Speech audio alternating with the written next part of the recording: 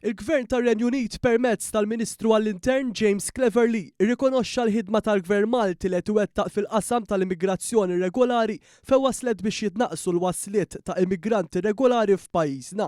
Dan bil-konsegwenza li allura tnaqsu wkoll b'mod sinifikanti il-movimenti sekondarji minn Malta l-Ewropa u anke r-Renju Unit. Dan intqal waqt laqgħa li l-Ministru għall-Intern is-Sigurtà, Riformi u l-Ugwaljanza Biden Camilleri kellu f'Londra mal-kontroparti tiegħu fejn iddiskutew ta' kollaborazzjonijiet li jista' jkun hemm jew anke jissaħħu bejn iż-żewġ pajjiżi. Dan tħabbar propju l-għadda li l-Oppożizzjoni Nazzjonalista permezz tad-Deputat Beppe Fenekadami b'ton isteriku qam fil-Parlament jakkuża lill Gvern u lill Prim Ministru Roberta Bela li huma jagħmlu xejn fil-qassam tal-immigrazzjoni regolari. Hawnhekk it-tweġiba tal-Prim Ministru Roberta Bela dwar dan kienet waħda ċara. Dal-Gvern aġixxa u n-numri tal-istatistika li għandna llum jikkonfermaw kemm il-ħidma li għandu dan il-Gvern hija waħda ta' suċċess f'dan is-settur. Minkejja il-pressjonijiet li għandna fuqna ma kinux qed hemmhekk fis-snin passati. Il-pressjonijiet li hemm illum fuq il-kwistjoni tal-immigrazzjoni irregolari huma bħal qatt qabel.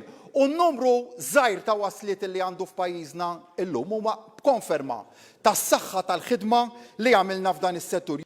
Issa anke l-Gvern Ingliż irrikonoxxa din il-ħidma bl-oppożizzjoni f'Malta tibqa' iżolata anke f'dan ir-rigward meta targumenta li mhu qed isir xejn f'dan il-qasam. Sa dan it-tant f'Londra l-Ministru Camilleri spjega kif Malta ħadet numru ta' deċiżjonijiet, inkluż bidliet leġislattivi biex is-sistema tal-immigrazzjoni regolari tkun waħda aktar soda u ġusta kemm lokalment kif ukoll fuq livell internazzjonali. Spjega kif saret ħidma mill-qrib ma' pajjiżi oħrajn, partikolarment dawk ta' oriġini u ta' transitu biex jitnaqsu l-wasliet irregolari u jintilfu inqas ħajjiet fil-baħar, filwaqt li sar tibdil biex is-sistema tkun ġusta ma' min ħaqqu protezzjoni iżda qiebsa ma' min ma jkollux dritt joqgħod fostna.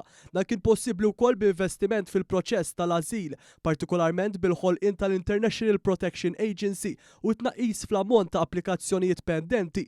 Twaqqaf ukoll Returns Unit fih dan il-Ministeru biex jiffoka fuq ir-ritorn lejn il-pajjiż tal-oriġini ta' dawk il-persuni li ma jikkwalifikawx għal protezzjoni. Diskussjoni interessanti fuq l-immigrazzjoni regolari għat mill-ikbar topics li għaw diskussi bħalissa fir-Renju Unit. Miegħu stajt naqsam informazzjoni u anke l-esperjenzi ta' Malta kif meta ħadna deċiżjonijiet importanti sabiex nimplementaw politika tal-immigrazzjoni aktar ġusta, wassalna anke għal riżultati li waslu sabiex ikun hemm tnaqqis drastiku fil-wasliet irregolari lejn Malta u anke kif jiġu evitati aktar imwiet fil-Baħar Mediterran.